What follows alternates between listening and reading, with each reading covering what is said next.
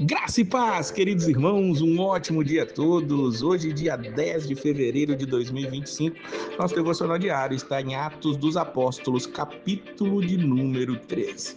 Em Antioquia, a igreja começa a crescer. Aquela igreja que tinha começado ali despretensiosamente começa a ser uma igreja poderosa, levada ali adiante pela mão do Espírito Santo de Deus.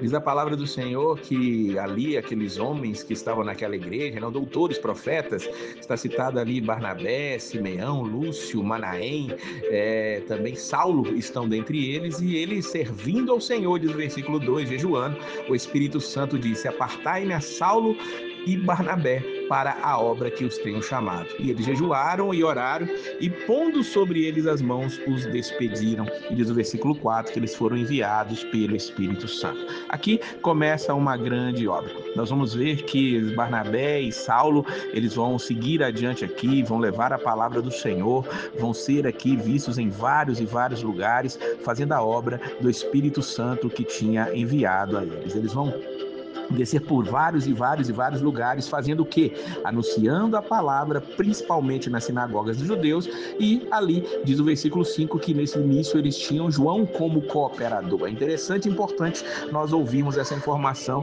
que João era o cooperador deles ali naquele momento, estava caminhando junto com eles. Nós vamos ver aqui no versículo 9 que Saulo, que também se chama Paulo, cheio do Espírito Santo, vai fazer uma obra especial ali num homem que era um filho do diabo, que estava ali perturbando a obra deles. Mas aqui é interessante vocês verem que ali Deus não transformou Saulo em um Paulo, como diz inclusive um louvor da harpa cristã. Não, Saulo e Paulo são simplesmente o mesmo nome. Eu já tinha dito num outro devocional acerca disso, só que aqui esse versículo 9 deixa muito claro para nós que era um dos nomes era em grego Paulo, e Saulo era o nome hebraico daquele que ali tinha sido da cidade de Tarso. Nós vamos ver que Paulo e Barnabé agora chegam em outra Antioquia, agora em Antioquia da Pisídia, e eles vão para lá e vão chegar, e nesse momento da viagem João os abandona. Diz o versículo 13 que João, apartando-se deles, voltou para Jerusalém. Ali na Antioquia da Pisídia eles entram na sinagoga num sábado, se assentam,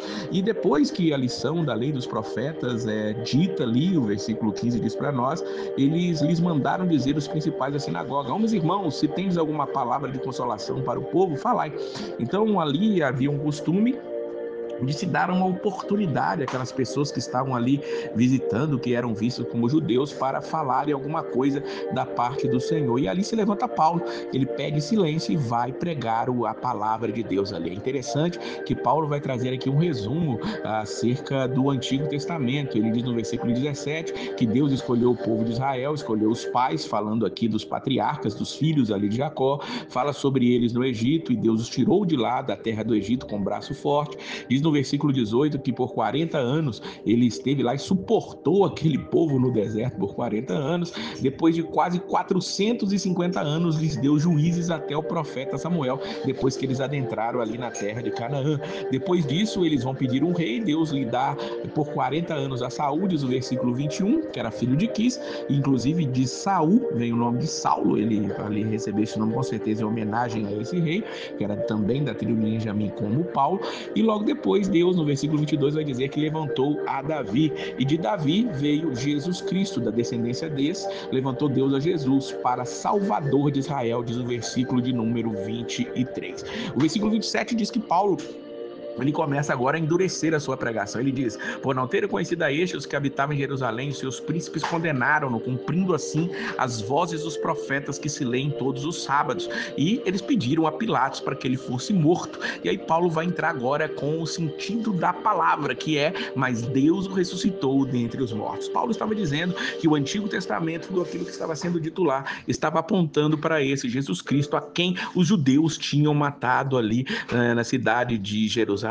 Ali nós vamos ver que a palavra do Senhor estava crescendo, as pessoas ouvem, e eles ali vão levando a palavra e adiantando ali, dizendo: o reino de Deus está próximo, o reino de Deus veio na pessoa de Jesus Cristo. O versículo 38 vai dizer para nós assim: seja-vos, pois, notório, homens e irmãos, que por este se vos anuncia a remissão dos pecados. Ou seja, por Jesus Cristo a remissão dos pecados é anunciada, e eles ouviram aquilo ali, todos estavam atentos. Diz o versículo 42, quando os judeus judeus saíram da sinagoga, os gentios rogaram que no sábado seguinte fossem ditas as mesmas coisas. E despedida a sinagoga, muitos dos judeus e dos prosélitos religiosos seguiram Paulo e Barnabé, os quais, falando-lhes, os exortavam que permanecessem na graça de Deus.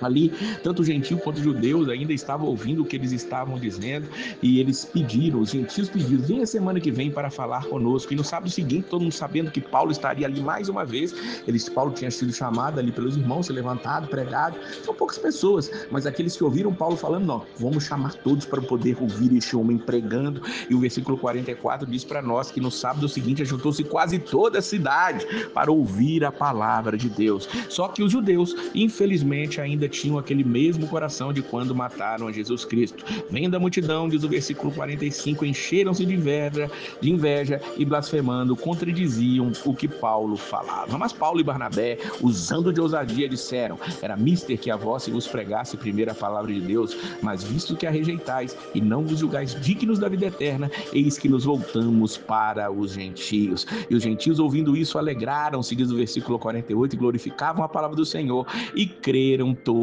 quantos estavam ordenados para a vida eterna. Aqui mais uma vez a doutrina da eleição bem explícita para nós: aqueles que estão ordenados à vida eterna, aqueles, como hoje nós dizemos, que são da salvação, ouvem a palavra, ouvem o evangelho e são chamados, e ali eles não resistem, eles se entregam ao Senhor para glorificar aquele que estava ali sendo pregado por Paulo, por Barnabé. Eles se entregam a Jesus Cristo, entregam a sua vida, e ali eles têm a vida eterna garantida pelo Deus Todo-Poderoso. E diz o versículo 52 que os discípulos estavam cheios de alegria e do Espírito Santo. E assim continuava sendo feita a obra de Deus. Vemos que aqui Barnabé e Paulo, eles vão levando a palavra do Senhor, levando adiante o evangelho, e até hoje nós também fomos chamados para fazer isso, que nós possamos levar a palavra e continuar cheios de alegria e do Espírito Santo. Que Deus abençoe a sua vida e a paz